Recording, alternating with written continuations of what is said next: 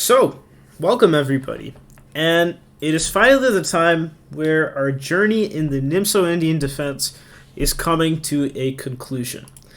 So, we have so far looked at many lines, and most of these variations happen on move 4, with knight f3, f3, e3, a3, and finally, and as well as queen c2, and finally, the last variation I would like to look at is the variation with g3. This is kind of for players who are addicted to the Catalan. We all know the power of the Catalan. We know that Magnus has used it a lot in his games and what kind of grinding positional game that White can get. And this might be intimidating at first because the Catalan seems like an extremely annoying opening to deal with. And I have to say, I've had lots of trouble against it myself. But after finding this line right here, I actually don't have so much doubts against it anymore. Let's flip the board first so that we can look at this from Black's perspective. So Black can continue with c5 here. And once again, we've seen this move many times. We are directly attacking White's center by force with c5. And White will continue with the knight f3 and bishop g2 in basically either order. But the point is that this time we do take on d4. Why do I say this? Because this time, White has not played e3. And White has played g3, trying to put their bishop on g2. So it's okay with taking on d4, as after knight takes d4, they don't have a pawn in the center anymore. So they don't control the center as much as they would if they took with the pawn. So, taking with the c-pawn as well is pretty good. Additionally, it opens up this diagonal again for our bishop. So if there are ever any situations where we cannot take and damage White's structure, we can always bring the bishop back to its nice home on e7. So after we castle, White will play bishop g2, and now we can continue with d5. So the Catalan relies on us playing this kind of structure.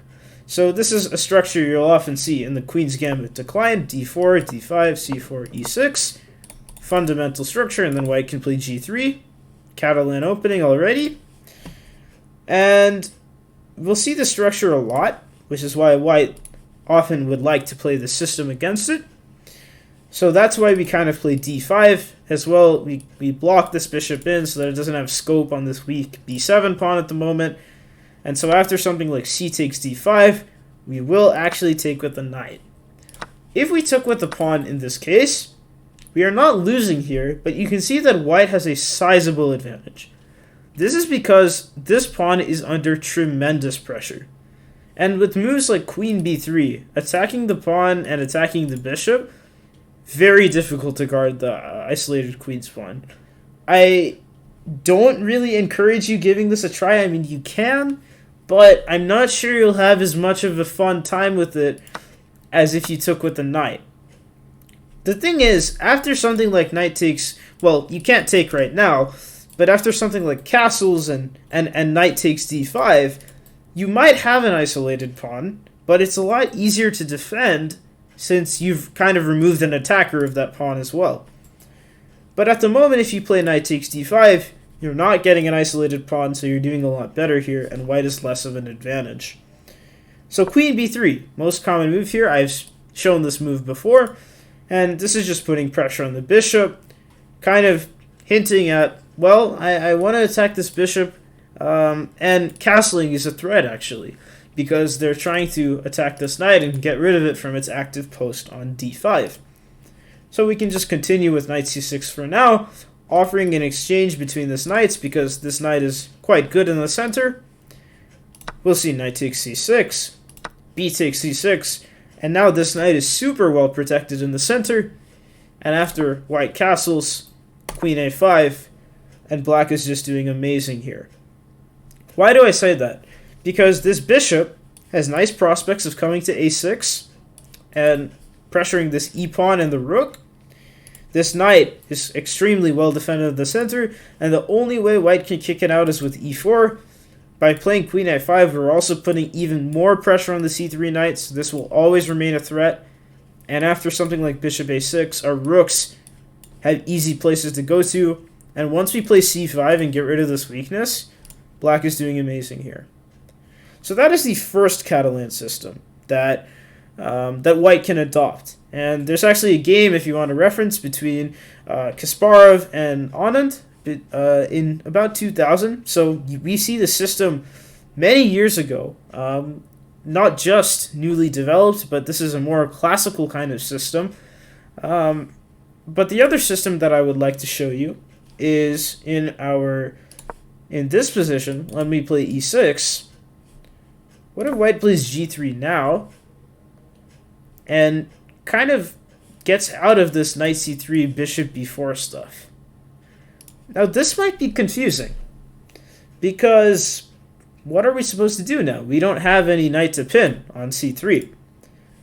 That's kind of like our whole plan doesn't really apply anymore.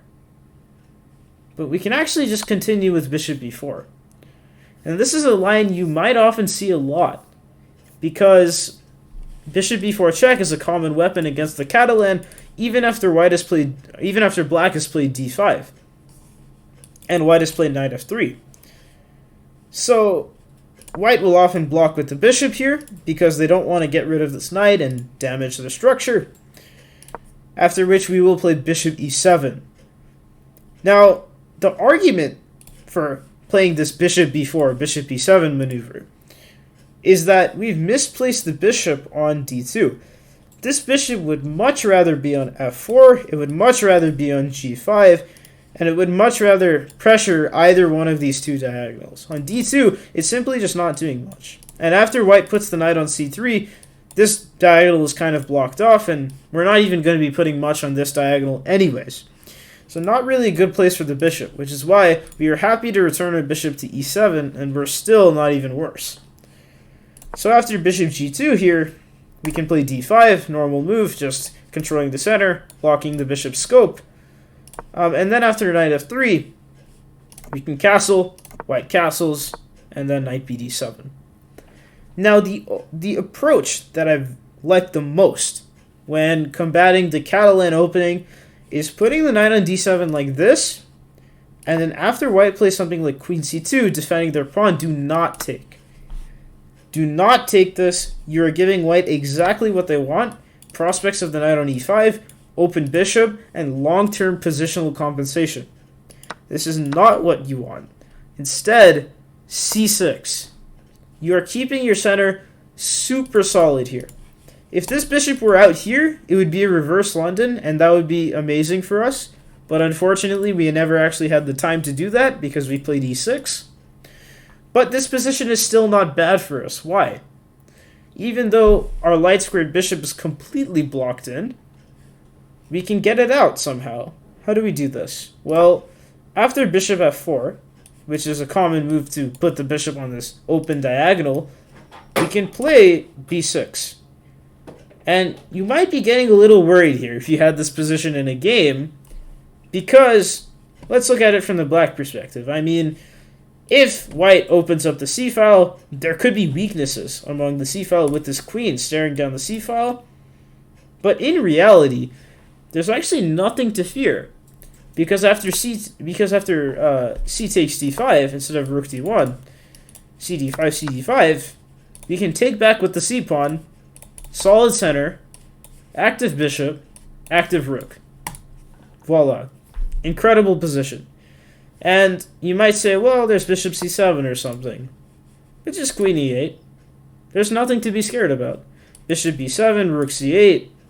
And white will have to move this bishop eventually because this pin will bite them in the back. So, after b6, white will often play rook d1, trying to anticipate some vague opening of the d-file.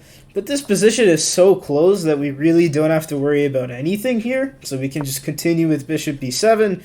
Knight e5 happens a lot, and this is kind of why we see if takes, and here, then the d-file is open, and that's kind of why white put the rook there. But we don't even have to take. We can just go knight h5. And this is a common move that you'll see when the bishop is on f4. You might have seen this if you're a London player with the white side. Knight h5 is a very common move, trying to dislodge the bishop from this active post and maybe even try to trade it. And the bishop is forced back to d2 here. And you actually just go back, believe it or not.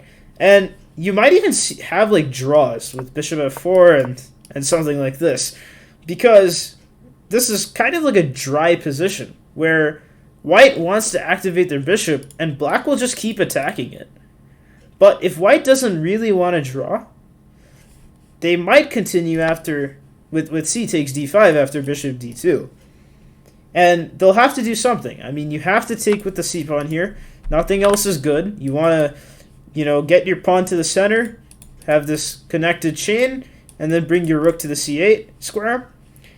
If white wants to play on, he can play c takes d5, rook c8, queen c7, maybe a6 b5, and get your knight to c4.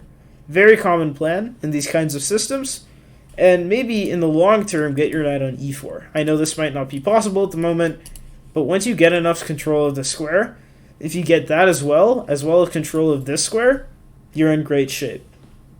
So those are kind of all the lines with the Catalan systems. This line is a little bit dry, but it is very potent. You have completely neutralized the effect of the Catalan system, as it's very hard for white to break out here and kind of get the semi-open position that they desire, because we just closed the position on them by force. It's kind of like they came up knocking on our door, and we just shut the door on them, because we're not letting them in. And if they really want to open it by force and kick down the door with c takes d5, we're happy to let them in, because rook c8 is coming, and the queen will suffer on the c-file. So that is the final installment, theory-wise, of the Nimzo-Indian defense. I will be doing one more video showing some model games from both the Grandmaster level and from my own games to tell you what kind of experience I've had with these systems and what plans I think are the most important for you to learn. But yeah, I think that's it for all the theory. In total, probably about 20 lines or so, 20 to 25 lines, which I hope will be easy to memorize for both online and tournament play, as most of these opening courses that you'll find have hundreds, if not thousands, of lines for your whole repertoire.